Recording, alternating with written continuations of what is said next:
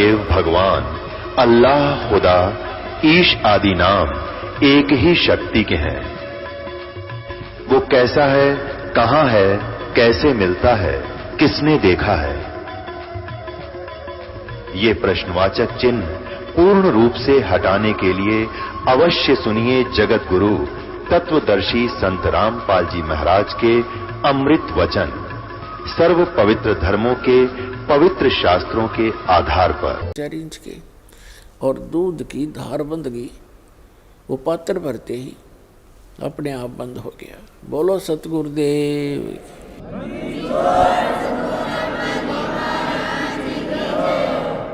गरीबदास जी ने वो पात्र परमेश्वर को थमा दिया कि ले महात्मा जी, आपकी महिमा अपरंपार है। कुंवारी गाय का दूध निकाल दिया। उस परमेश्वर ने, कबीर साहब जी ने थोड़ा सा दूध पिया और बाकी वहां उपस्थित सभी ग्वालों से कहा कि ले पालियो, ये अमृत है बेटा, इसको पी लो। ये यहाँ का नहीं है, ये सतलोक से आया है, इस पवित्र पशु के माध्यम से।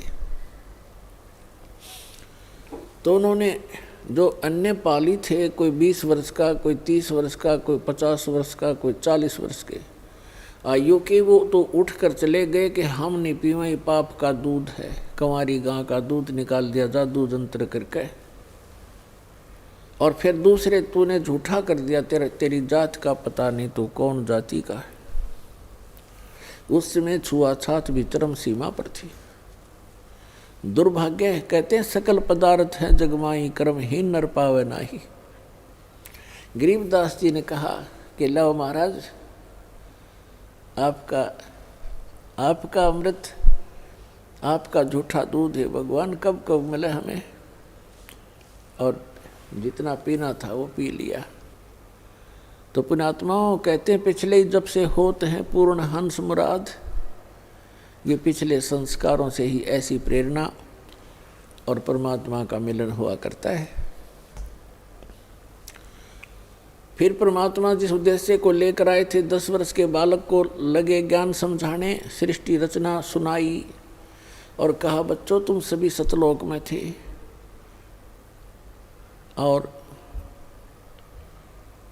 आप यहाँ इस काल के जाल में फंसे हुए हो।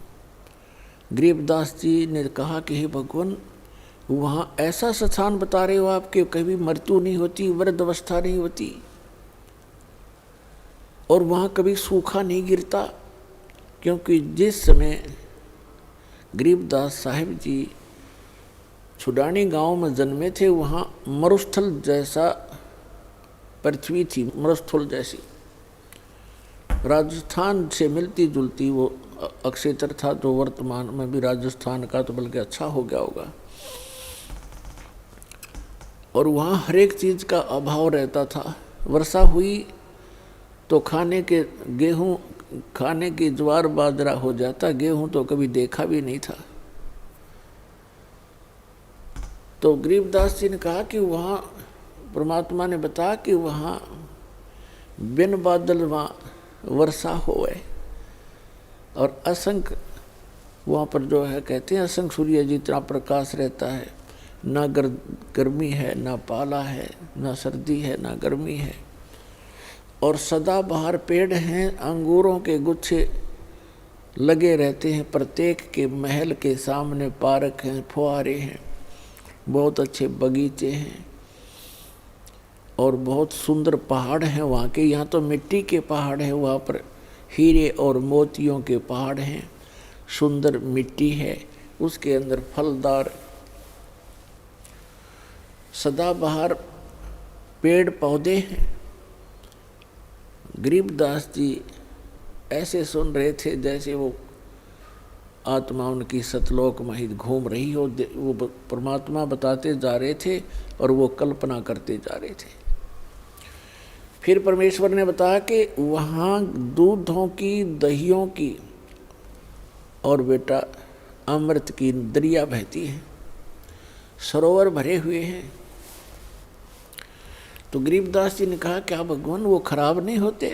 क्योंकि यहाँ तो दूध ऐसा है 2 घंटे रख दे गर्मियों में, फिर उसने गर्म करे तो फट जा, बांस उठ जा। तो वहाँ दूध के दरिया चलती हैं, दूध के भरे रहते हैं सरोवर, समुद्र, तो खराब नहीं होते। परमात्मा ने कहा नहीं बेटा, वो अमर पदार्थ है। उदाहरण दिया परमात्मा ने कि जैसे ये गंगा आई है आपके भारतवर्ष में, ये गंगा का जल हमारे ही लोक से आया है, सतलोक से। और एक ये एग्जाम्पल है आपके लिए, बुद्धिमान को संकेत ही पर्याप्त होता है। सतलोक से या गंगा आई, सबसे पहले आई शिव के लोक में, शिव के लोक से फिर आई विष्णु के लोक में सबसे, और फिर उसके बाद आई है इस पृथ्वी लोक पे। इसके आने का तरीका परमात्मा की रजा और उसका, अब उसको साइंटिफिक तरीके से किसी तरह लगा लो। वहाँ से नीचे आई, फिर वहाँ से नीचे वाष्प बनकर पृथ्वी पर आई, या हिमालय के ऊपर आकर के ये बर्फ रूप में विद्यमान हुई और हो ही रही है। हुई क्या, ये तो आ ही रही है, वहीं से चलकर आ रही है। और इस गंगा के पानी को आप रख लीजिए, चाहे 100 वर्ष रखो, ये खराब नहीं होता। और ये तो इसे लोक में जहाँ सब कुछ में तुरंत ही जीव चल पड़ते हैं। ये कितना सुंदर शरीर है, मृत्यु के उपरांत 2 दिन इसका अंतिम संस्कार ना करो, इसमें जीव पड़ जाएंगे सारे में। लेकिन उस गंगा के पानी में वो खराब नहीं होता, उसमें जीव नहीं होते। गंगा जल तकरीबन सबके घर पर होता था। इस बात से गरीबदास जी खूब परिचित थे कि 3 वर्ष पहले हमारी माता किसी के साथ गई थी और गंगा का जल लाई थी, और आज तक बिल्कुल ऐसा ही है। तो उन्होंने बड़ी रुचि हुई कि भगवान मुझे वो स्थान दिखाओ जहाँ हम पहले रहा करते थे। परमात्मा आए इसलिए थे, हम जीवों के लिए अपने गवाह तैयार करने के लिए, कि मेरे प्रत्यक्ष दृष्टा हों, मेरे साक्षी बने मेरे बच्चे, ताकि आने वाली वो पिछली पीढ़ी में मुझे पहचान सके कि कबीर इज गॉड। तो परमात्मा उनको सतलोक में लेकर गए, अपनी प्यारी आत्मा गरीबदास साहिब जी को। शरीर नीचे रह गया, आत्मा सूक्ष्म शरीर, फिर कारण शरीर सब, फिर वहाँ जा कर के उसका अपना ओरिजिनल शरीर जो वहाँ हमारा था, वो उसमें वो मानव शरीर सदृश ही है, लेकिन उसका पूरी बॉडी का 16 सूर्य जितना प्रकाश है। और परमात्मा यानी परम अक्षर ब्रह्म का, सत्य पुरुष का, कबीर जी की का वहाँ शरीर का इतनी रोशनी है, इतना प्रकाश है, जैसे करोड़ सूर्य करोड़ चंद्रमा मिला दे एक रोमकूप में। तो परमात्मा भी मनुष्य जैसा ही है, लेकिन सामर्थ्य में अंतर बहुत है, शक्ति में बहुत अंतर है। तो इस प्रकार गरीबदास जी को परमात्मा ऊपर लेकर गए, ब्रह्मा विष्णु महेश का लोक दिखाया, धर्मराज का लोक दिखाया, ये नकली सतलोक दिखाए, और यहाँ के ये स्वर्ग लोक दिखाए, नरक लोक दिखाए, इंद्र का लोक दिखाया, सभी ऊपर को लेकर गए, जहाँ काल रहता है वो स्थान दिखाया, और 11वां द्वार पार करके अक्षर पुरुष के लोक में प्रवेश किया। फिर 12वां द्वार पार करके सतलोक के अंदर प्रवेश हुए, भंवर गुफा को पार करके। ऊपर पहुंच के जब परमात्मा जाकर के अपने ही दूसरे स्वरूप पर चवर करने लगे, क्योंकि परमात्मा में एक शक्ति होती है, एक सिद्धि होती है, एक सिद्धि जो बहुचोले धार है। तो परमात्मा अन्य रूप बनाकर नीचे आते हैं और एक रूप में सिंहासन पर वहाँ विराजमान होते हैं। जो सिंहासन के ऊपर राजा के समान मुकुट पहने हुए, छत्र के नीचे बहुत बड़े गुम्बज के अंदर परमात्मा वहाँ बैठे थे सिंहासन पर, उनके एक रोम में करोड़ सूर्य मिला दे करोड़ चंद्रमा, इतनी रोशनी थी उस परम पिता की। और नीचे से जो जिंदा महात्मा के रूप में वही परमात्मा अपना अन्य रूप धारण करके गए थे, अन्य वेश में, वो जिंदा महात्मा का रूप था। जिंदा कैसे होते हैं? मुसलमानों के अंदर जिंदा महात्मा होते हैं, काला टोप पहनते हैं छोटे से वाला, एक काला ही ओवर कोट पहनते हैं घुटनों से भी नीचे तक, पिंडलियों तक का, और एक कच्छा पहनते हैं घुटनों तक का। ऐसी वेशभूषा वाले को जिंदा महात्मा कहते हैं। जैसे कोई गिरी है, पुरी है, उनकी पहचान अलग है, कोई वैष्णव साधु है उसकी अलग पहचान है, ऐसे ही जिंदा महात्मा के रूप का अलग पहचान है। तो वहाँ परमात्मा ने जाकर के एक चंवर रखा था। कबीर परमात्मा जो नीचे से गए थे वो चंवर उठाकर उस सच्चे दरबार से और अपने ही दूसरे रूप जो सिंहासन पर विराजमान थे डबल रोल करने लगे, उनके ऊपर चंवर करने लगे ऐसे। अब गरीबदास जी सोच रहे हैं, देख रहे हैं कि भी भगवान तो ये है जिसके ऊपर बाबा जी चंवर कर रहे हैं, और कितने सुंदर है, कैसा नूर है, ऐसा प्रकाश कभी देखा नहीं, और यहाँ का लोक है भगवान, वहाँ तो मन चक्रित हो जाता है। तो गरीबदास जी इतना सोच ही रहे थे कि भगवान तो ये है, और कितना सुंदर लोक यहाँ का, देखते भी मन नहीं भर रहा है, आत्मा तृप्त नहीं हो रही है। कभी उस सुंदर मनोहर लोक को, द्वीप को देख रहे हैं, वहाँ के नज़ारा देख रहे हैं, कभी परमात्मा के चेहरे को देख रहे हैं जैसे बालक देखा करते हैं। फिर मन में सोचने लगे कि ये नीचे से जो महात्मा आए हैं ये इस भगवान के कोई सेवक होंगे, नौकर नाकर हैं, ये सर्वेंट होंगे इसके। इतना सोच ही रहे थे, वो असंख्य ब्रह्मांड के सिंहासन पर विराजमान जो तेजों में रूप था भगवान का वो खड़ा हुआ और ऐसे प्रार्थना करके कहा, विराजिए भगवान। जिंदा महात्मा के रूप में मालिक उसमें बैठ के असंख्य ब्रह्मांड के सिंहासन पर, और वो तेजों में शरीर जो खड़ा होकर के चंवर लेकर के जिंदा महात्मा जो सिंहासन पर विराजमान थे चंवर करने लगे। अब गरीबदास जी सोच रहे हैं कि बाबा जी तो बड़ांडी भाई, इस पर भगवान चंवर करे, इसका पूजा सेवा कर रहा है। इतना सोच ही रहे थे, इतने में तेजों में शरीर जिंदा वाले स्वरूप में समा गए और अकेले जिंदा महात्मा के रूप में परमात्मा असंख्य ब्रह्मांड के कंट्रोलर और सृजनहार के सिंहासन पर बैठे, और उनका इतना ही तेजों में शरीर हो गया।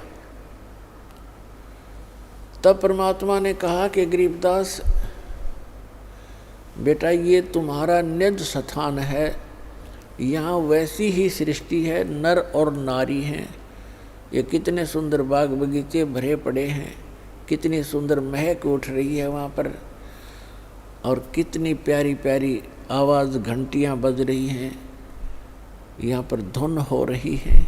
ओए होए। अब गरीबदास जी से कहा कि बेटा, मैं बनारस के अंदर, काशी के अंदर 120 वर्ष जुलाहे के रूप में, धानक रूप में रहा था, और मैंने वहाँ अपना प्रचार किया। एक धर्मदास नाम के वैसे थे, सेठ थे, उनको मैं मिला, उनको बहुत अच्छी तरह समझाया, और बेटा 120 वर्ष वहाँ रह करके मैं फिर वापस यहाँ आ गया था। अब तुझे इसलिए लेने गया मैं कि आप भगवान को पहचान कर संसार में जाकर के आँखों देखी महिमा का वर्णन करोगे, ताकि आने वाले समय में परमात्मा के बच्चे, मेरे बच्चे मुझे पहचान सकेंगे। अब परमात्मा ने अपने आशीर्वाद से उनका उनकी दिव्य दृष्टि खोल दी, उनका ज्ञान योग खोल दिया और उसके अंदर अपना तत्व ज्ञान फीड कर दिया। और गरीबदास जी से कहा कि जा बच्चा, अब तू नीचे जा, जा तेरे शरीर को अंतिम संस्कार के लिए चिता पर रख दिया है, अब उसको नष्ट कर देंगे, वो आप जाकर उसमें प्रवेश करो और मेरे गवाह बनो। गरीबदास जी ने कहा भगवान उस गंदे लोक में मुझे मत भेजो, मैं तो यहीं रहूँगा, या अपने भाई बहनों में खेलूँगा बैठूँगा।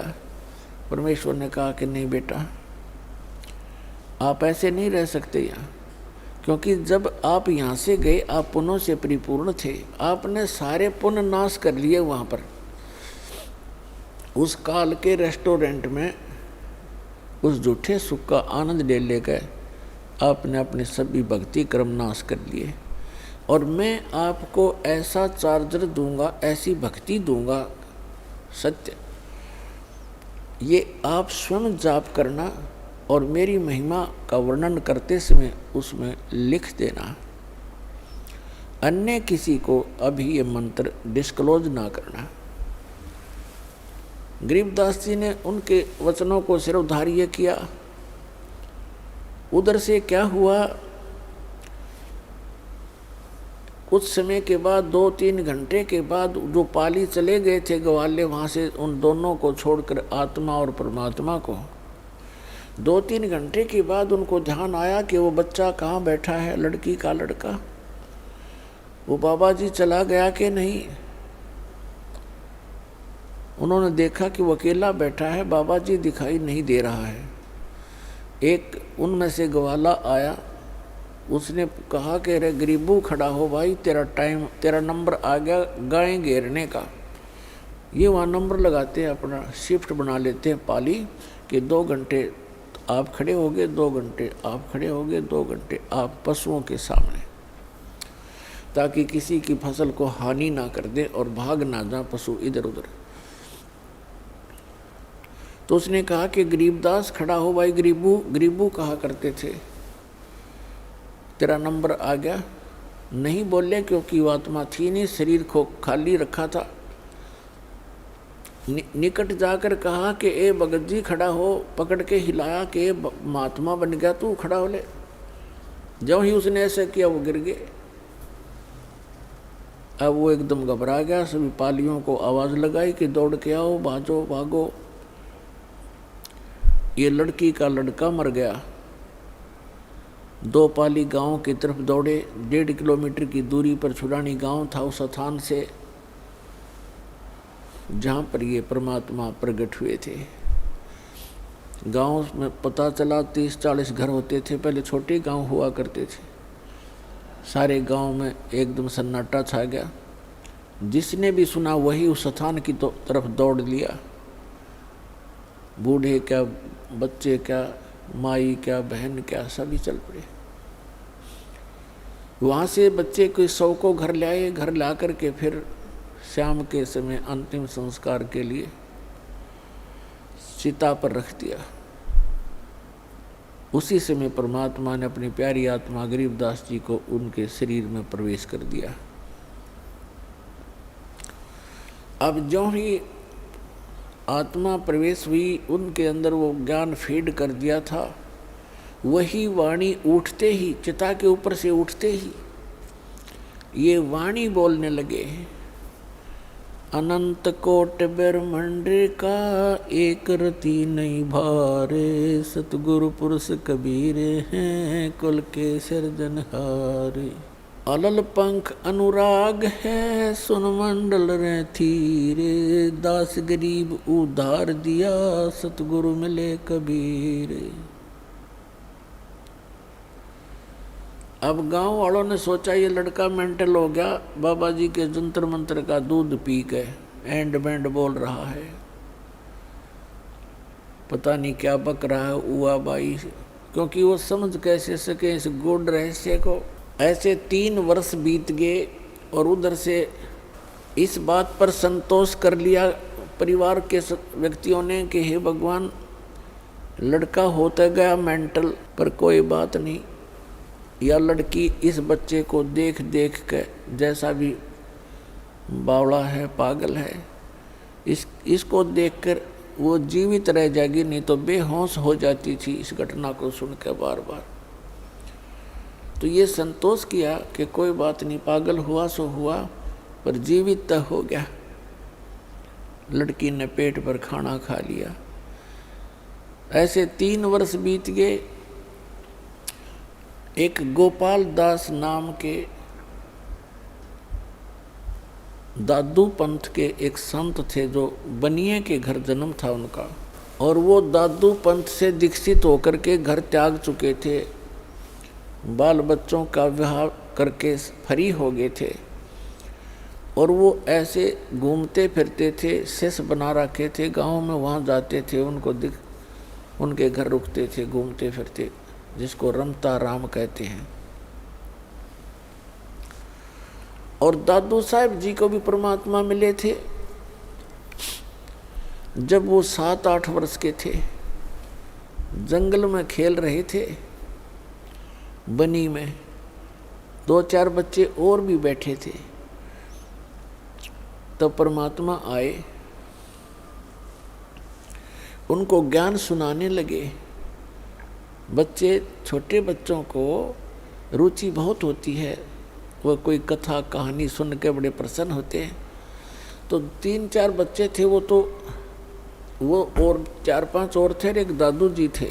दादू जी की रुचि बहुत थी, क्योंकि वो आए उसी के लिए थे। सारा ज्ञान सुनाया, दादू जी की आंखों में आंसू आने लगे और कहा, भगवान ऐसा लोग है वहाँ पर। और वो दादू जी तो जयपुर के पास राजस्थान के अंदर जन्मे थे, वो वहाँ तो और बुरा हाल था उस समय।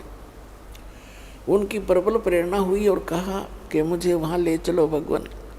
तो परमात्मा ने कहा, भी ऐसे नहीं ले जा सकते, पहले आपने मेरा शिष्य बनना पड़ेगा, दीक्षा लेनी पड़ेगी।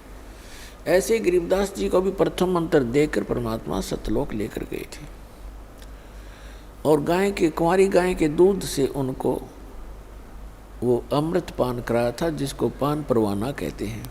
पान माने पेय जल, जैसे खान पान, तो खाना और पीने का जो स्थान, तो पान परवाना का अर्थ है प्रथम मंत्र।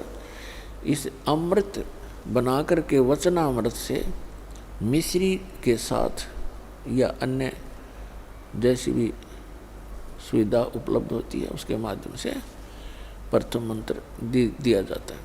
तो वहाँ परमात्मा ने कहा, एक पान के पौधा था निकट ही, पान का पेड़ था, उससे एक पत्ता तोड़ के लाया, बच्चा के पत्ता तोड़ के लाया। एक करमंडल था उनके पास, अपना जल मालिक के पास। परमात्मा ने कहा कि प्रथम मंत्र लेकर फिर मैं तुझे ले जा सकूंगा।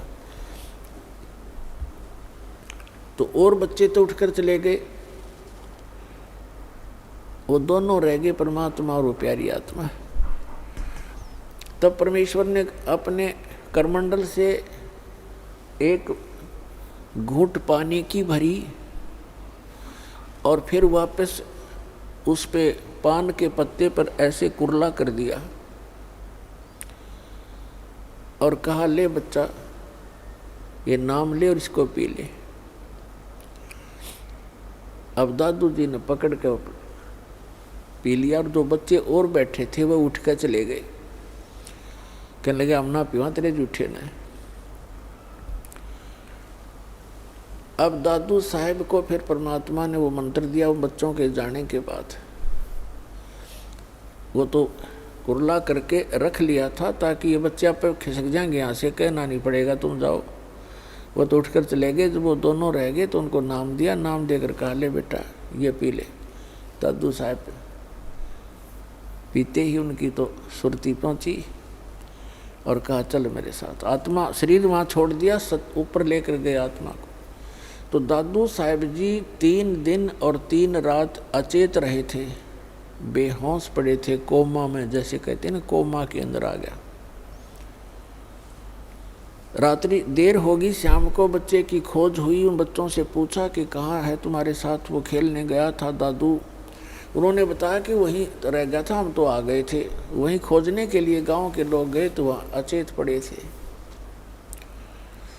तब उन्होंने बच्चों ने बताया कि एक बाबा जी आया था और उसने ऐसे जंतर मंतर करके एक जल पान किया था और इनको पिलाया था। हम तो आगे हमने पिया नहीं, इसने पी लिया था, जिससे ये मर गया। मरा तो नहीं है लेकिन अचेत है। घर उठा लाए, सब परिवार के जन इकट्ठे हो गए, रिश्तेदार आने लगे कुशल पूछने के लिए। तीसरे दिन परमात्मा ने ऊपर के सब ब्रह्मांड दिखा करके उस आत्मा को वापस छोड़ दिया।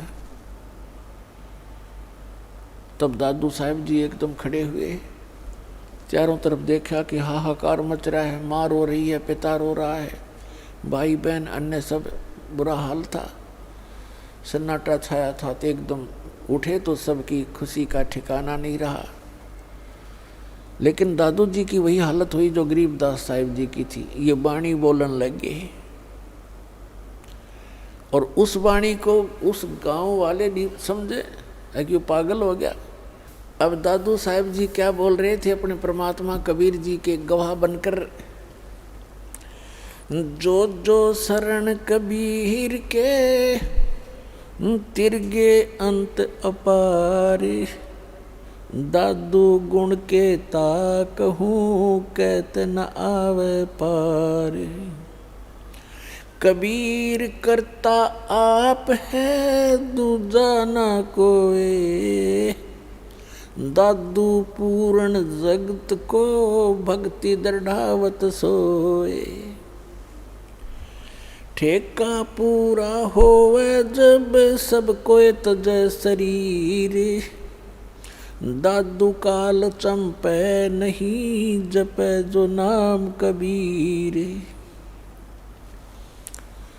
आदमी की आयु घटे तब यम घेरे आए, सुमरण करे कबीर का दादू लिया बचाए।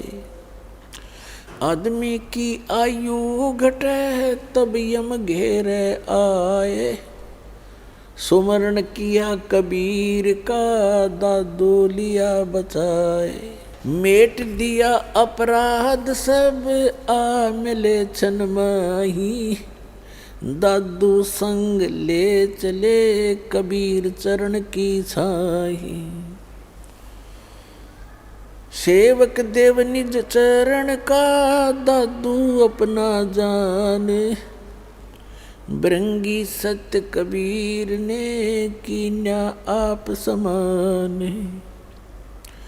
दादू अंतर्गत सदा छन छन सुमरण ध्यान, वारो नाम कबीरे परे पल पल मेरे प्राण।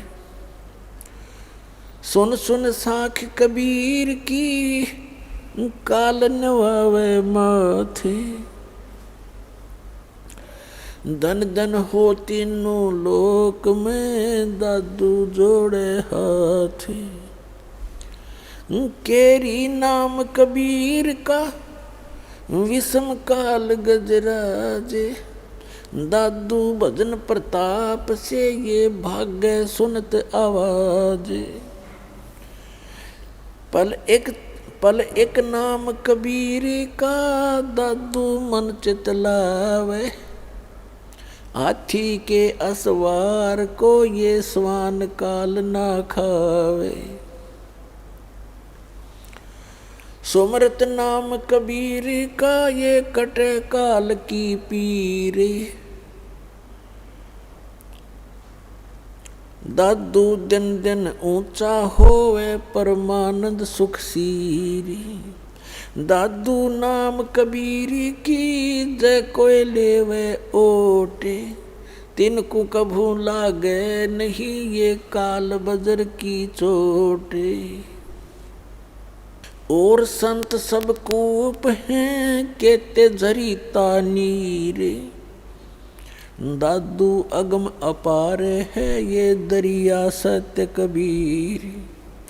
अब ही तेरी सब मिटे ये जन्म मरण की पीर, श्वास उश्वास सुमर ले दादू नाम कबीर। कोई सरगुण में रीझ रहा कोई निर्गुण ठहराए, दादू गति कबीर की मोह से कही ना जावे। दादू नाम कबीर का सुनकर कांपे काले, नाम भरोसे नर चले होए न बाका बाले। जिन मोह को निज नाम दिया सोए सतगुर हमारे, दादू दूसरा कोई नहीं कबीर सिरजनहारे। अपने आत्मा परमात्मा को भूलकर हम अपना जीवन नाश कर रहे थे, भगवान को हम पहचान नहीं पा रहे थे। अब परमात्मा को परमात्मा सिद्ध करने के लिए आपके रूबरू लगभग 6-7 गवाह दास खड़े कर देगा और तब जाके हमारे हृदय में समाओगी, जबकि न्यायालय के अंदर 2 गवाहों की ही पर्याप्त होते हैं किसी को दोषी या निर्दोष सिद्ध करने के लिए। और यहाँ पर आपके सामने 7 साक्षी खड़े कर देगा, 7 साक्षी रूबरू कर देगा आपके परमात्मा को परमात्मा सिद्ध करने के लिए। और तब जाकर के ये गले उतरेगी कि कबीर इज गॉड।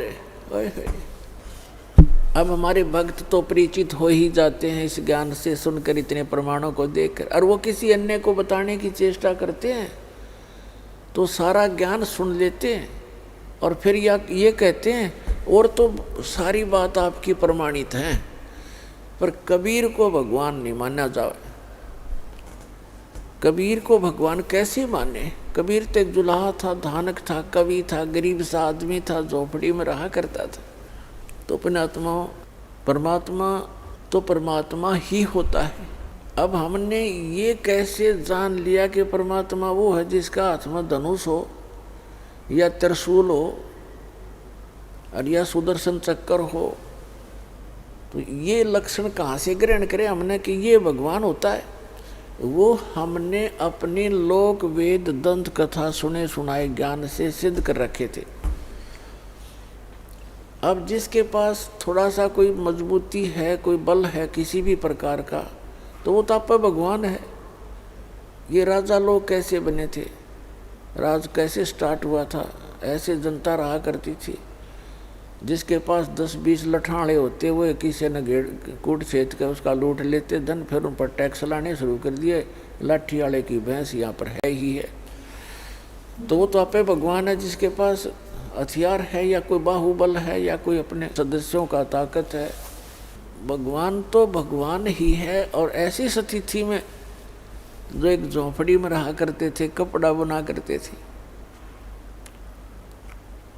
और उसको उस भगवान को भगवान सिद्ध करना, तो सबसे बड़ा इस पृथ्वी पर जो सबसे कठिन काम है ये है कि कबीर को परमेश्वर सिद्ध करना। और इब्दास ऐसा कर देगा कि सदा के लिए बच्चे बच्चे के जुबान पर हो जाएगा, कबीर इज गॉड, धानक रूप रहा करता।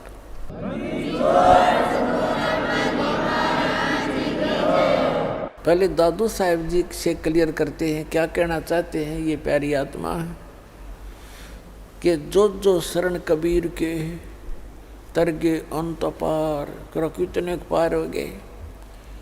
और दादू गुण की केता कहूँ कहत न आवे पार।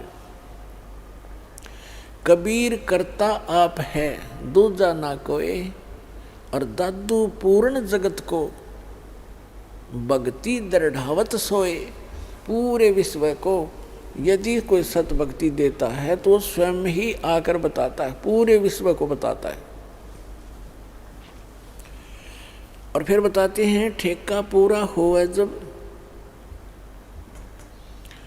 सब कोई तजय शरीर, और दादू काल निकट नहीं आवे। जपे जो नाम कबीर, कबीर नाम का अर्थ है जो भगवान ने नाम दिया था सत साधना करने के, उन मंत्रों का जो जाप करता रहेगा उसके निकट काल नहीं आ सकता।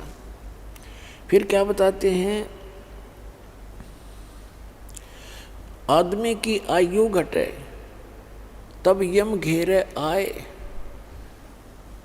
अब परमात्मा ने बता दिया था कि दादू जी को कि बेटा तेरी आयु 30 वर्ष की है।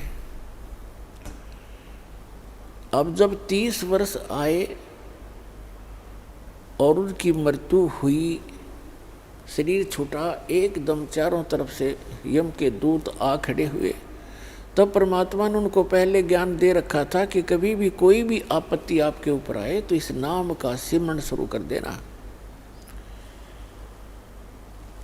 तो उन्होंने उसी समय मालिक को याद किया, परमात्मा तुरंत वहाँ पहुँच गए। तो उसके विषय में दादू साहब कहते हैं कि आदमी की आयु घटे तब यम घेरे आए, यम के दूत आकर घेर लेते हैं। और सुमरण किया कबीर का दादू लिया बचाए। मैंने परमात्मा को याद किया, तुरंत मेरे पास आ गए। मेट दिया अपराध सब, यानी सब पापों का नाश कर दिया और एक्सटेंशन कर दी उनकी आयु की।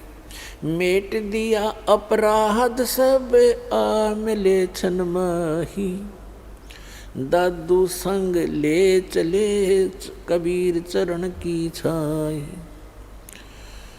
फिर क्या बताते हैं, सुन सुन साख कबीर की काल नवावे माथे, धन धन हो 3 लोक में दादू जोड़े थे। कबीर परमेश्वर की इस महिमा को सुनकर, उनके द्वारा बोली गई साखियों को सुनकर, कहते हैं काल भी ऐसे नतमस्तक हो जाता है। और दादू साहब जी अपने परमात्मा का धन्यवाद करते हैं कि धन धन तीनों लोक में एक ही भगवान है, समर्थ शक्ति है, दादू जोड़े हाथ। और फिर कैसी उपमा बताते हैं कि केरी नाम कबीर का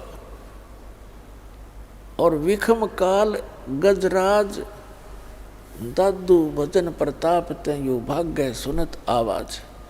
अब क्या बताते हैं दादू साहब, कैसा अच्छा निर्णय दे रहे हैं कि ये काल भी कोई छोटी शक्ति नहीं है। इसको एक गजराज की उपमा देते हैं। गजराज का अर्थ है हाथियों में भी शक्तिशाली हाथी, ताकतवर, सब हाथियों का राजा। राजा यहाँ पर वही होगा जो बलशाली होगा, यहाँ का विधान है ऐसा, चाहे वो किसी प्रकार से भी शक्ति रखता हो। तो क्या बताया कि केरी नाम कबीर का और विषम काल गजराज और दादू भजन प्रताप तय वो भाग्य सुनत आवाज। अब दादू साहब बताना चाहते हैं कि जैसे काल को तो समझो हाथी, हाथी कोई छोटा जानवर नहीं होता, और परमात्मा के उस मंत्र को समझो केहरी। परमात्मा कबीर जी की तुलना की है, तो कबीर साहब को समझो एक केहरी यानी बब्बर शेर। देखो हाथी बहुत बलशाली होता है आम प्राणियों में, लेकिन शेर के सामने वो लीड कर देता है। जब वो दहाड़ मारता है तो आसपास अगर हाथी होगा तो एकदम लीड कर जाएगा और भागने की चेष्टा करेगा, यहाँ से दूर निकल जाओ।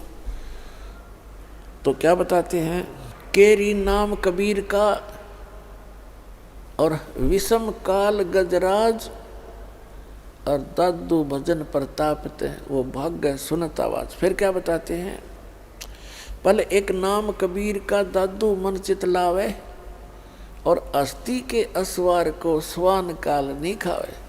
अब क्या बताना चाहते हैं दादू साहब जी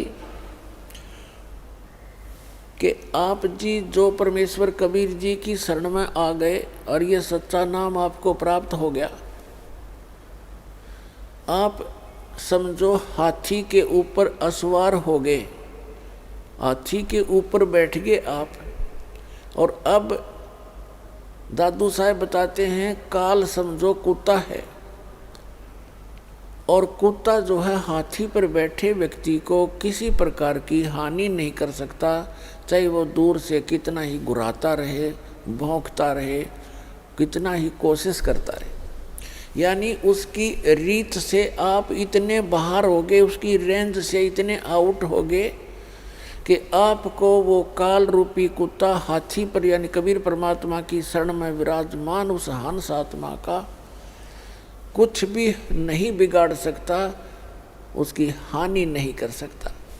ये अंदाजा लगा सकते हो पुण्यात्माओं, आप अपनी स्थिति को समझ सकते हो, आप कितने इन यहाँ की हानिकारक इनसे शक्तियों से ऊपर उठ चुके हो। क्या बताते हैं, पल एक नाम कबीर का दादू मन चित लावे, हाथी के असवार को ये स्वान काल नहीं खावे। ओए अब आप देख सकते हो हाथी पर बैठे व्यक्ति का, पहले तो उस हाथी के निकट कुत्ता नहीं आ सकता, क्योंकि हाथी कैसे थाम कैसे मोटे मोटे पिलर से तो पैर होते हैं, अरे एक सूंड मार दे तो मन मानो लोटपोट हो जा, पता है उसको। और वो तो फिर ऊपर बैठा है उसके सवार। तो पुण्यात्मा, इन महापुरुषों ने भगवान को देखा, सतलोक को देखा, वहाँ की महिमा आंखों देखी बताई है, और अभी तक दुनिया ने लोक कथा सुनाई है अन्य संतों महंतों आचार्यों और शंकराचार्यों ने, महंतों ने, काजी और मुल्लाओं ने। सुमरत नाम कबीर का कटे काल की पीरे, कहते सुमरत नाम कबीर का, कबीर परमेश्वर का नाम सच्चे संत से लेकर जाप करने से, दादू साहब तो सीधे ही भगवान से लिए हुए थे उपदेश। कहते सुमरत नाम कबीर का कटे काल की पीड़, कोई भी कष्ट या काल का हो कहते सब समाप्त हो जाएगा। और दादू दिन दिन ऊंचा होए, यानी दिन दिन उभरेगा वो प्राणी, और फिर सुख परमानंद सुखसीर।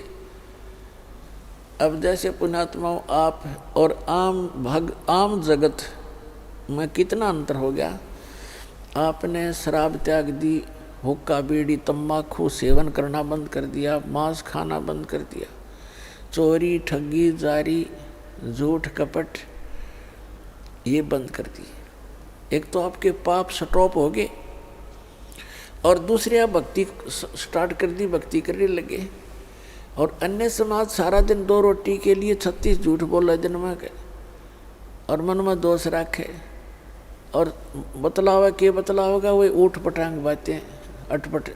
और आप चर्चा करोगे मालिक की, कभी वाणी पढ़ोगे, कभी सुनोगे, कभी मंत्र कर रहे हो, कभी रमैनी कर रहे हो, कभी सुबह की नित्य नियम कर रहे हो, कभी शाम की आरती का समय हो गया, किसी से चर्चा करते हो तो भी भगवान की चर्चा करते हो। और आपका तो देखो आप कैसे हो गए। अब आप यहाँ थे पहले, हम जगत के साथ थे, अब हम ऊंचे होते जा रहे हैं और जगत नीचे को जा रहा है, उनके पुण्य क्षीण हो रहे हैं। तो यहाँ से हम चलते हैं तो उनका और हमारा डबल डिफरेंस हो गया। आप ऊपर चढ़ते जा रहे हैं, वो नीचे को जा रहे हैं।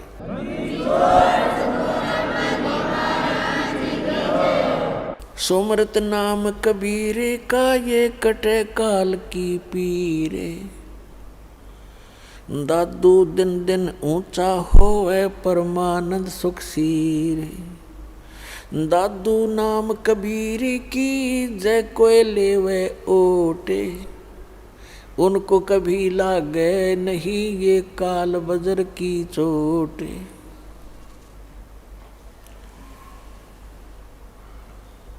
और संत सब कूप हैं, और संत सब कूप हैं, और कहते जरीता नीरे। दादू अगम अपार है ये दरिया सत्य कबीरे। अपना आत्मा आप विचार करना, एक एक इस महापुरुषों की एक एक वाणी में कितनी गहराई है इनके अंदर। कहते हैं और संत सब कूप हैं। दूसरे जो महापुरुषों की आप सुनते हो, जैसे कोई कहता है कि हमारे गांव में एक बाबा जी हुआ करता था, हम उसकी पूजा करते हैं, उन्होंने ऐसे कर दिया था, उन्होंने ऐसे कर दिया, ऐसा लाभ दे दिया। और कोई कहता हम झाड़ोदा की में पूजा करते हैं, वहाँ जाते हैं, तो वो भी संत थे, उनमें भी कुछ भगवान की भक्ति का शक्ति संग्रह था। और वो भी छोटे मोटे आम प्राणी से तो वो अच्छी कोई ना कोई चमत्कार लीला कर ही देते हैं। तो उसकी तुलना करते हैं दादू साहब जी कि जैसे एक तो कूप हो, कुआं, और कुएं में मेरे ख्याल में एक कुएं में एक गांव के पीने का पानी का काम नहीं चला है, तो वो भी जल है लेकिन अपर्याप्त है, सफिशिएंट नहीं है। कहते हैं और संत जिनकी आप महिमा सुनते हो गांव नगर में जहाँ पर भी आप रहते हो, कोई ना कोई एकादा सिद्धि वाला महापुरुष कहीं ना कहीं हुआ ही है। तो वो तो समझो एक कूप थे, और कहते जरीता नीर, जरीता माने जैसे झरना निकल रहा है, तो झरना काम चलाओ सा ही जल देता है, आसपास के थोड़े बहुत सिंचाई कर सकता है, ज़्यादा उसका अवकात नहीं है। और दादू साहब को तो क्या बता रहे हैं कि कुछ दादू साहब जी कह रहे कुछ तो संतों को समझो कुएं जितनी अक्षमता, और कुछ एक हैं ऐसे जैसे झरना जरीता नीर, और दादू अगम अपार है, वो दरिया सत कबीर, होय होय दरिया। यानी परमात्मा इतने समर्थ हैं कबीर जी इन सभी से जिनको तुम कुछ राहत प्राप्त कर रहे थे, मान रहे थे कि ये ऐसे हैं वैसे हैं, तो उनकी सबकी तुलना कर दी कि दरिया के जल से नहरें भी निकाल ली जाती हैं, सिंचाई भी आसपास के लोग कर लेते, पी भी लेते, और फिर भी पर्याप्त पानी आगे चला ही जाता, समुद्र में जाके मिल जाता है, यानी उसका कोई अंत नहीं होता। तो इतने समर्थ हैं उस कबीर साहब को कैसे तुलनात्मक तरीके से एक समर्थता सिद्ध की है इस प्यारी आत्मा ने, दादू साहब ने। और संत सब कूप हैं, कुएं हैं, कुएं, और कहते जरीता नीर झरने, और दादू अगम अपार है, दरिया सत कबीर।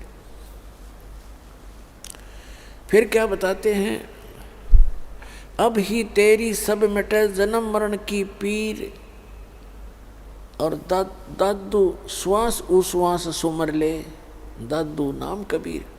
जो कबीर परमेश्वर जी ने सच्चा नाम आपको दिया है, उसका श्वास उश्वास से सिमरण कर लो, इस जन्म में तुम्हारा मोक्ष हो जाएगा। दादू जी ने खुद मंत्र की जाप किया था, लेकिन आगे अपने ग्रंथ में इसका नामो निशान नहीं दिया। कोई भी दादू पंथी नाम से परिचित नहीं है। फिर क्या बताया है, कोई निर्गुण में रीझ रहा, कोई सरगुण ठहराए, और दादू गति कबीर की मोथे कही न जाए। दादू नाम कबीर का सुन के कांपे काल, और नाम भरोसे नर चले होए न बाको बाल। अब क्या बताते हैं, कबीर परमेश्वर के सच्चे नाम को सुनकर काल भी कांप जाता है, और इस नाम के साथ खंडित ना होने दे, इस नाम के साथ चलते रहोगे तो काल आपका कुछ नहीं बिगाड़ पाएगा, आपके परिवार को भी वो हानि नहीं कर सकेगा। जैसे गरीबदास जी ने बताया है कि गरीबदास जी ने इसी का तुलनात्मक तरीके से बताया है कि जो कबीर साहब ने स्वयं बताया गरीबदास जी को कि जब लग हंसा हमारी आना, और काल लगे नी तेरा बाणा। जब तक हंस यानी मेरी प्यारी आत्मा मेरी मर्यादा में रहेगा तो काल तेरा अटैक नहीं हो सकता। तो हमने परमात्मा की मर्यादा में रहेंगे तो परमात्मा आपकी पूरी मदद करेगा। जैसे दादू साहब ने कितना क्लियर कर दिया है, आप ऐसे बैठ के जैसे हाथी पर, और काल और इसकी सारी शक्ति समझ लो कुत्ते जितनी, आप उस काल की रीत से बाहर हो गए, पहुंच से दूर हो चुके हो। अब जानबूझ के हाथी ते तला पड़ जाएगा डर के, उसके भौंकने ते तो फिर तो पाड़ के खाएंगे कुत्ते। तो इसलिए आप जिन्हें इस हाथी परमात्मा के इस शरण रूपी हाथी से नीचे मत उतरना, सतलोक जाके छोड़ देंगे आपको।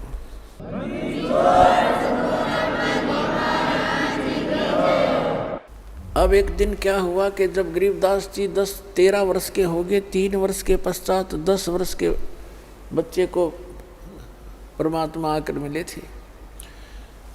और गांव वाले कबीर उस गरीबदास साहिब जी को पागल कहने लगे, बावड़िया बावड़िया कहने लगे, बावड़िया पागल है, पता नहीं क्या क्या भौंक रहा सारा दिन, चुप पे ना होता है। एक दिन ये दादू पंथ से दीक्षित गोपाल दास नाम के एक संत बने हुए थे, घर त्याग के वैराग ले लिया था, सन्यास ले रखा था बच्चों से फ्री होकर के। वो छुडानी गांव में अपने शिष्य के घर आ गए और वो ऐसे ही 2-3 वर्ष में चक्कर लगता था उसका। उस शिष्य ने कहा, महाराज जी हमारे एक लड़की का लड़का ऐसे ऐसे पागल कर दिया, एक संत ने जंतर मंत्र करके कुंवारी गाय का दूध निकाल दिया, कई पाली थे ग्वाले उनने तो पिया नहीं, इस बालक ने पी लिया, जंतर मंत्र कर दिया, ये तो मर गया था, पता नहीं क्यों कैसे दया करी भगवान ने, लड़की की अर्ज सुन ली, ये जीवित हो गया पर पागल हो चुका है। 3 साल से सारा इलाज करा लिया, झाड़े झूड़े लवा लिए और सब दवाई वैद्यों से भी ले ली, कोई आराम नहीं होया। और कहते हैं जी, वो शेष कह रहा है जी, संत की विद्या को संत ही काट सकता है, आप दया कर दो तो उसका जीवन ठीक हो जाए। अब गोपाल दास ने कहा कि लाओ बुला के, थोड़ा बहुत झाड़ा झूड़ा लाना वो भी जाने था। अब बुला कर लाए गरीबदास जी और उसके नाना जी और साथ में और कई गांव के बुजुर्ग टाइप के व्यक्ति आके। तो उस दादू पंथी गोपाल दास ने पूछा कि बच्चा बेटा वो कौन था जिसने तेरा जीवन बर्बाद कर दिया? तब गरीबदास जी ने कहा कि अलल पंख अनुराग है सुन मंडल रे थीर, दास गरीब उधार दिया मुझे सतगुरु मिले कबीर। तो गरीबदास जी ने कहा कि मेरा जीवन तो आबाद कर दिया, बर्बाद नहीं किया बाबा जी।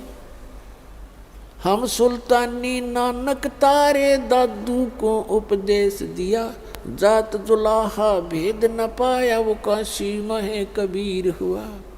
अनंत कोट ब्रह्मांड का एक रति नहीं भारे, सतगुरु पुरुष कबीर हैं ये कुल के सिरजनहारे। अब दादू पंथी ये परमात्मा लगातार गरीबदास जी ने को 15-20 मिनट तक वो वाणी बोलते रहे। सतगुरु आए दया करी ऐसे दीन दयाले, बंदी छोड़ वृतास का जठरग्नि प्रतिपाले। तो इन वाणी को सुनकर उस दादू पंथी महंत संत गोपाल दास के हृदय में हलचल मच गई और वो तुरंत समझ गया कि यूँ तो भाई बावड़ा को ना, ये तो सबसे समझदार ऐसी निर्मल वाणी जो आत्मा को खींच रही है। 65 साल का वृद्ध 13 वर्ष के बालक के सामने हाथ जोड़कर खड़ा हो गया और कहने लगा, भगवान हे महाराज ये वाणी लिखवा दो, आप तो बहुत प्यारी वाणी बोलो। तो गरीबदास जी बोले नहीं, उठ कर चल पड़े। पीछे पीछे 65 साल का वृद्ध, आगे आगे गरीबदास जी। अब गांव वालों ने सोचा भाई इस बच्चे के अंदर तो को बड़ी ये बला बढ़ रही है, बाबा जी भी कभी सुरूर हो गया, इसका तो असर हो गया, इसका साथ हो लिया। अब वो के जान दबो दादू पंथी संत ने कहा, गांव वाले बावड़े तो तुम हो, यो बावड़िया कोई नहीं। कहते हैं गरीबदास जी को भी बावड़ा बताया कि कर ले दुनिया श्याणी का, उसको महापुरुष को तो बावड़िया का, अगर तेरा सारे पशु बन गए और उसकी बात को स्वीकार नहीं किया।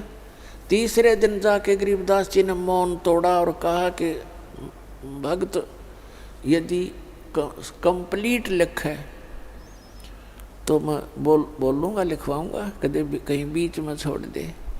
तब उसने कहा गोपाल दास ने कि महाराज जी मैं तो कति फरी होकर आया हूँ घर से और मैं ऐसे ही परमार्थ में लगा हुआ हूँ, आप दया कर दो, लिखवा दो दाता, कलयुग के जीवों के लिए तो ये अमृत सिद्ध होएगी, ऐसी वाणी कदे देखी ना सुनी। तब गोपाल दास जी लिखा करते थे और गरीबदास जी बोला करते थे। गरीबदास जी का ही एक बेरी का बाग था, उसमें एक जंडी का पेड़ था और गांव से थोड़ी ही दूरी पर वो स्थान था। वहाँ बैठकर जंडी के पेड़ के नीचे गरीबदास जी बोला करते थे और दादू पर्थी संत लिखा करते थे। तो इस प्रकार वो लिखा हुआ आंखों देखा सारा कुछ विवरण गरीबदास साहिब जी की अमृतवाणी अर्थात गरीबदास जी का दिया हुआ एफिडेविट वो दास के पास उपलब्ध है। उसको तत्व ज्ञान कहते हैं, जो गॉड गिवन स्पिरिचुअल है, और उसी से आपको दास ये ज्ञान सुना रहा है। इस प्रकार आज का जो दिन है पुण्यात्माओं, ये वो शुभ दिन है। परमात्मा आए और हमारे लिए एक छाप छोड़ गए कि गरीबदास जी को गवाह बना गए और अनमोल अमृत ज्ञान पुनः प्रदान कर गए। क्योंकि काल ने ये कहा था जब परमात्मा प्रथम बार आए थे सतयुग में, और उनसे कहा था पर जोगजीत रूप में थे अपने पुत्र के रूप में, तो काल ने कहा था जोगजीत तुम कहाँ जाओगे। तो परमात्मा ने जोगजीत रूप में अपने पुत्र के रूप में खड़े थे, कहा कि मैं नीचे जाऊंगा और सभी जीवों को परमात्मा की जानकारी दूंगा। परमात्मा के आदेश से मैं नीचे जा रहा हूँ और आपने भगवान मिटा दिया, तो आप स्वयं अपने आप को भगवान सिद्ध कर बैठा। तूने कैसा जुल्म कर दिया। अरे भले आदमी, इन बच्चे थे, इनसे तो गलती होगी, आपने इनका उलिया बिगाड़ दिया, ऐसा सांग निकाल दिया। कोई गधा बना रखा, कोई गधी बना रखी, कोई कुत्ता, कोई कुतिया, गंदी नाली के कीड़े, तो तेरे को लज्जा नहीं आती। तब वो कहता है मेरे को श्राप दे रखा है 1 लाख मानव शरीरधारी जीव खाने का और 1.25 लाख उत्पन्न करने का, तो मैं तो ऐसे ही बनाऊंगा और नीचे जाकर देखा तेरे को बनाऊं ठीक है। तो आ कैसे गया मेरे लोक में, क्योंकि मैंने तपस्या करके ये 21 ब्रह्मांड ले रखे हैं। तब कबीर साहब बता रहे हैं धर्मदास जी को कि मेरे ऊपर ना ऐसे झपटा जैसे मुझे अभी मार डालेगा। और धर्मदास पुण्यात्मा हमारे लिए संकेत करते हैं परमात्मा कि यहाँ की चाहे कितनी बला हो, कैसा ही कोई क्यों ना हो, चाहे भैरव बैताल और काल भी खुद क्यों ना हो, इस सतनाम का सुमन कर। प्रथम मंत्र प्राप्त है तो प्रथम मंत्र का जाप शुरू कर दीजिए, और सार नाम प्राप्त है तो सार नाम का, सत्य नाम प्राप्त है सत्य नाम का सुमन शुरू कर देना चाहिए। किसी प्रकार की आपत्ति चाहे सपने में भी क्यों ना हो या वैसे प्रत्यक्ष में हो, तो भाग जाएगा, कोसो नहीं पाएगा आपको।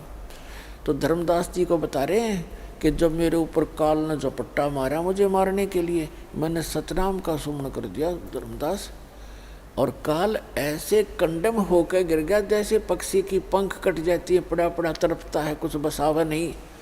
तब इसने पता लग गया कि इसके पास कोई प्रबल शब्द शक्ति है, तो चापलूस बन गया ये काल, और मेरे धीरे धीरे नीचे नीचे आकर मेरे पैर पकड़ दिए और नो कहे तो मेरा बड़ा भाई, मैं आपका छोटा भाई। क्योंकि जोगजीत रूप में परमात्मा खड़े थे जो, और काल भी उस परमात्मा का ही पुत्र है। तो कहता कि आप मेरे बड़े भाई, मैं आपका छोटा भाई। अब छोटे तो गलती करते हैं, बड़े सदा क्षमा करते हैं। अब पुण्यात्मा यहाँ सभी प्राणियों का ये स्वभाव है, पहले तो अपनी ताकत आजमाएंगे और जब ताकत तक पारना पड़े फिर चापलूसी तक काम लेंगे। तो उसने चरण पकड़ के कहा मैं तो आपको पिताजी के यानी परमात्मा के तुल्य मानता हूँ, मुझे माफ़ कर दो। मुझे परमात्मा बोले ठीक है, माफ़ कर दिया। तब काल कहने लगा मुझे कुछ आवश्यक, मेरे इस लोक में कुछ त्रुटि है और आप भगवान के नुमाइंदे हो, रिप्रेजेंटेटिव हो, आपके पास पूरी पावर है, मेरा कुछ वो त्रुटि पूरी कर दो, मेरी कुछ डिमांड है वो पूरी कर दो और फिर नीचे चले जाओ बेशक। तो परमात्मा ने कहा बोल क्या चाहता है कि वचनबद्ध हो जाओ तब मांगूंगा। परमात्मा वचनबद्ध हो गए तब कहा कि 3 युगों में परमात्मा ने ये कहा था, मैं नीचे जाऊंगा, सबको सच्चा नाम सही रास्ता मार्ग बताऊंगा, भगवान की का परिचय दूंगा और सत्य नाम दे करके, सार नाम दे करके सबको पार करूंगा, सतलोक ले जाऊंगा। तो इसको मुश्किल होगी थी कि कहीं मेरा लोक ना उजाड़ दे। प्रतिज्ञा करवा ली कि 3 युगों में जीव थोड़े ले जाना, और चौथा युग जब कलयुग आवे तब तो शरण जीव बहु जावे, ऐसा वचन हर मोह दीजिए, तब संसार गवन तुम कीजिए। तो परमात्मा ने कहा ठीक है तथास्तु, तेरे को मैंने वरदान दे दिया, प्रतिज्ञा कर ली कि चौथे युग जब कलयुग में मैं अपने जीवों को समझाऊंगा, ले जाऊंगा। दूसरा इसने कहा था कि आप अपना ज्ञान देकर ले जाना, जब जोर जबरदस्ती से ये ज्ञान मत किसी को देना, और जो जबरदस्ती ना ले जाना यहाँ से। आप अपना ज्ञान सुनाना, आपके ज्ञान से आपको भगवान मानकर, आपको परमात्मा को परमात्मा मानकर जो भक्ति करे वो आपके, और मेरे भक्ति करेंगे, मेरे मंत्रों का जाप करें और मेरे ज्ञान पर आश्रित रहें, वो मेरे। तब परमात्मा ने कहा ठीक है भाई तथास्तु, ये तो है ही, मेरे को तो वही समझेगा जो मेरे ज्ञान से परिचित होगा। परमात्मा ने सब स्वीकार कर ली, उसकी सारी डिमांड। और भी 2-3 थी, वो फिर बताएंगे, अभी समय नहीं।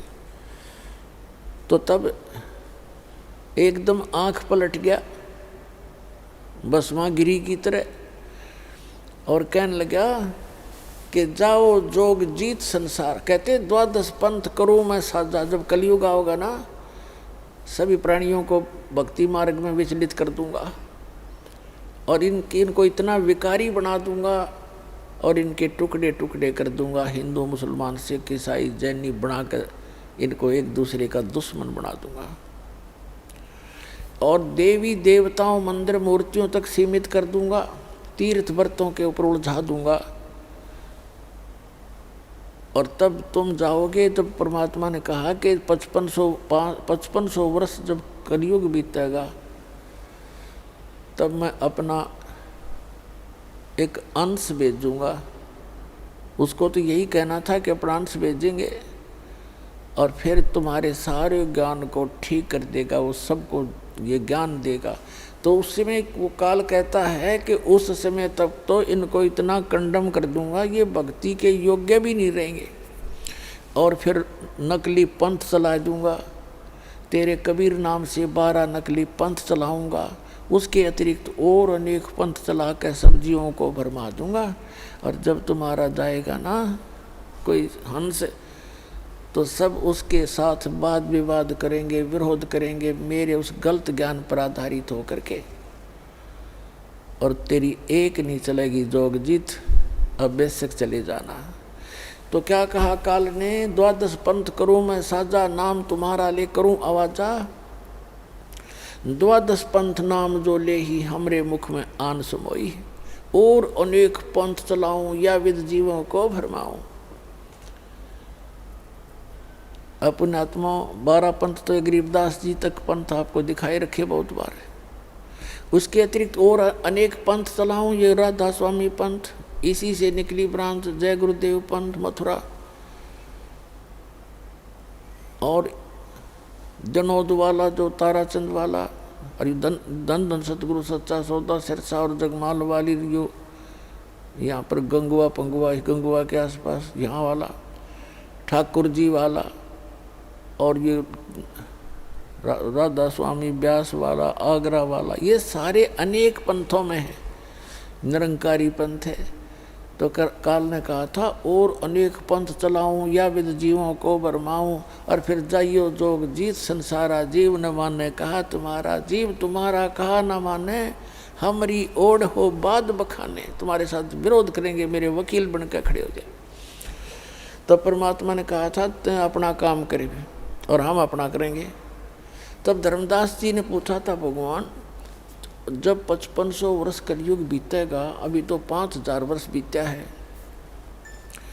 और अभी तक तो कुछ थोड़ी बहुत इंसानियत जीवित है, और आपके साथ इतना विरोध हो रहा है, और फिर आप कह रहे हो कि फिर आओगे कलयुग में इस समय के आसपास, तब कैसे समझाओगे? तो परमात्मा ने कहा था, धर्मदास ये मेरा काम है, वो तो बालक है, उसको क्या पता मैं कैसे लीला करूँगा। तब धर्मदास जी को मालिक ने बताया था कि जिस समय 5500 वर्ष कलयुग के बीतेंगे, जब अपना दास भेजूंगा, उस समय तक ये सभी नकली पंथ चल चला कर फाइनल हो लेंगे और इन्होंने जो कहना सुनना उनकी पुस्तक बनकर समाज में प्रवेश हो चुकी होगी, इनकी CD DVD बन चुकी होंगी। तब मेरा दास जाएगा, इनके पकड़ पकड़ के ज्ञान को मेरे सदग्रंथों से मेल करेगा, इनको सबको फेल करेगा।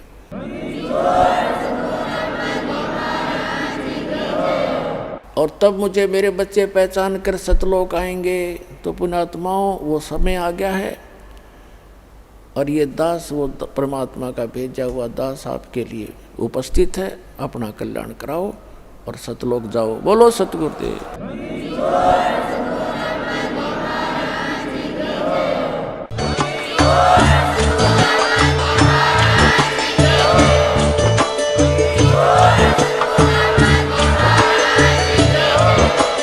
आप सुन रहे थे जगत गुरु तत्वदर्शी संत रामपाल जी महाराज जी के मंगल प्रवचन। अधिक जानकारी के लिए विजिट कीजिए हमारी वेबसाइट www.jagatgururampalji.org। संत रामपाल जी महाराज जी के शुभ आशीर्वाद से पूरे विश्व भर में 500 से भी ज्यादा नाम दीक्षा केंद्र हैं, जिन पर संत रामपाल जी महाराज जी द्वारा ऑनलाइन निशुल्क नाम दीक्षा दी जा रही है। अपने नजदीकी नाम दीक्षा केंद्र का पता करने के लिए संपर्क करें 8222880541।